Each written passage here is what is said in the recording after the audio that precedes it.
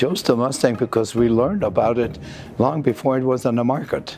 Because we were working on tooling to make for this new car that Ford was coming out that they were calling a Mustang. And because we had seen at the Formula One race at Watkins Glen, but it was supposed to be a sporty car, and we thought that would be fun to have. Then there's a high performance version, and that's when the high performance 289 it came out with a 271 horsepower or something, and so that's where we put our orders in, and so we pushed hard to get the car. We were going to go on vacation in Germany and visit our parents, and we learned about the tour. And I put the emphasis on tour of Europe. We can compete in the tour, and then we sell the car, and we thought, well, we pay for our whole vacation and make some money on it. Well, it all ended up very differently, but that was the intent. We kept pestering the sales guy. When is our car coming? When is the car coming? And he said, you know, why are you guys so crazy about getting a car? I got a lot of cars out in the lot. I sell you a Mustang right now that you can drive home. So we explained to him what we wanted to do with it. And he said, oh, you know, I have an idea. So my main job, I am the superintendent of the Cleveland engine plant where we make those engines. And we have 25 cars sitting in the shelf back in the storage that we built that were especially blueprinted for an event that Ford was running with the Comet, and they wanted to do 100,000 miles at 100 miles an hour at Daytona. And so we had to build 50 engines for them that were especially blueprinted to withstand this 100,000 mile trip. So, and he said, but they only use 25. The other 25 are still back there in the shop. So as soon as I get your VIN number, I'll designate one of those engines to your car. When the car came, he apologized, said, well, you didn't get the engine. And he said, why not? Well, he said, I was about to put the engine on the truck to ship it, and the quality control guy in the plant came and said, you can't do this. This engine is built to use a quart of oil every 1,000 miles. You know, so it's very loose. If we sell this to a customer, we get a customer complaint right off the bat. You can't do that, so I couldn't do it. But he said, we'll do something else. Drive it for a few weeks, and we'll figure something out. So then he called and said, hey, drop your car off at the car numbers, door number 1 at the executive garage by the engine plant on Friday night. So we took the car there, and Saturday night he called and said, you can come pick it up. Well, they didn't change the engine, but they changed all the blueprinted parts on the manifolds. So we had a very nice performant engine in that car. The early Mustangs had drum brakes on all 4 wheels, and the rumors were that Ford was coming out with disc brakes for the front of the Mustangs. We went to Kelsey Hayes, and they said, well, we're working on those brakes. We've got some experimental ones, you know, if you want them, we install them. So they put the disc brakes on the car, and at one point, and we were very happy. Okay, now we got the best of all things. Once we figured out we wanted to take the car on this, and again I'm going to say it's a tour, because we're thinking about this as a tour of Europe, and it was all but everything but a tour. So we inquired about it and found out, yeah, well, you can enter, but you got to have international competition license, and you have to have an international entrance license. Get in touch with the organization that's responsible for this sort of stuff in the United States. We got in touch with them, and they were kind of puzzled. Why do you want a rally license? You can't go in any rally you want to.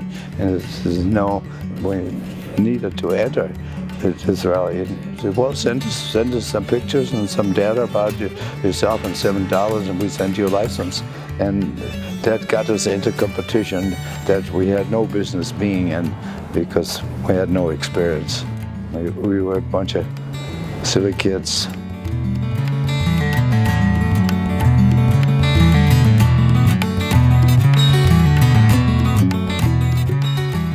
We got no attention from anybody at the start. I think there were 55 or 56 cars, entrants. You know, all of them were number one experienced crews that had done stuff like this before. Most of them had support vehicles that somewhere along the route would meet them and help them and stuff. We were on our own, and so at the start, people looked at us and said, "What is this?" We made it to some of the major points. One overnight stop in Monte Carlo. And this photograph you're referring to was at the check-in point in Athens, Greece. We were greeted there by a man that you see in the picture in the sort of white trench coat, and he was a representative from Ford Motor who was looking out after the Ford cars that were entered into. And he said, "Hey, you guys, you know, we've been watching your progress through this. You're doing all right. You know, we didn't expect you to be here."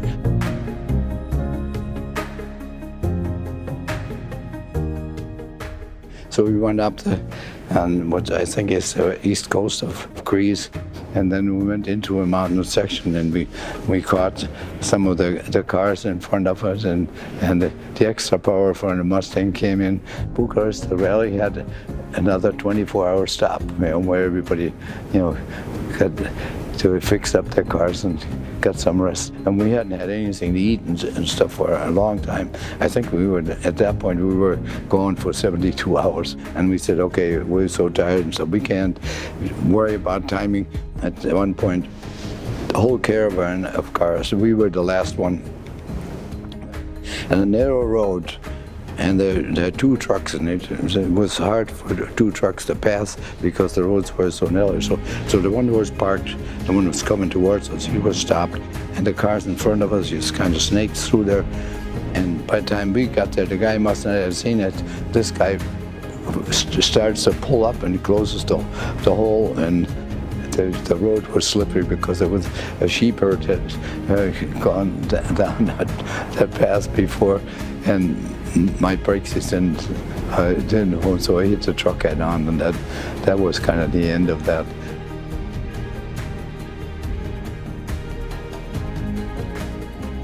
Some good guy spoke German, came and helped us. So this guy and his wife moved out of their bedroom, gave us a place to sleep for the night, and they slept on the floor in the kitchen. So the next morning, he took us to the train station to see if we could get a flatbed car to put it on and send it back to Germany. I think we gave him $50 because we didn't have a lot of money. And he said, when the train car comes, I'll see that it gets loaded on the rail car and sent back to Germany. And we got on the first train we could get, and I went back. We're really happy once we got out and got through the Austrian border, and we're out from behind the Iron Curtain, because all along we were totally off the beaten track where we were supposed to be with our paperwork.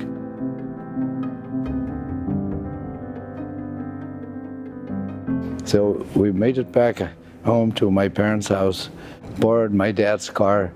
I drove to the finish, got to the finish a couple hours after the last car arrived, and stayed there for the party where everybody got their awards and the celebrations, and we had a good time. And then, make a long story of the car, then it eventually did arrive back in Germany, and my father and one other brother, Jürgen, together with a local Ford dealer, put the pieces back together.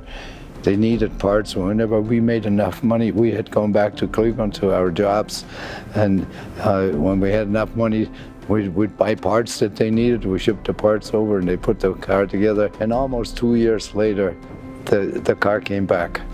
We used it to lay out a European-style rally that the MG Car Club in Cleveland was putting on, so we became the rally masters for that, and we took put about 10,000 miles on trying to find just the right roads down to Jefferson County, on the Ohio River, through the coal mine country and up and down the banks in the Ohio. Some pretty nasty roads. You know, we would go on Saturday with a chainsaw and a winch and an axe to find roads that were pretty hard to traverse. We used the Mustang to lay out that rally. I think we had 70 starters and 4 finishers.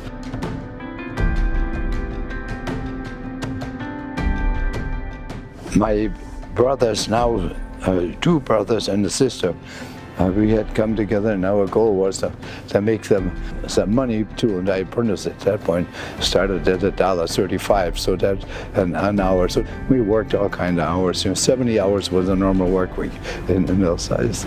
We lived together in an apartment, and we had formed sort of like a company. Everybody's wages went in one pot.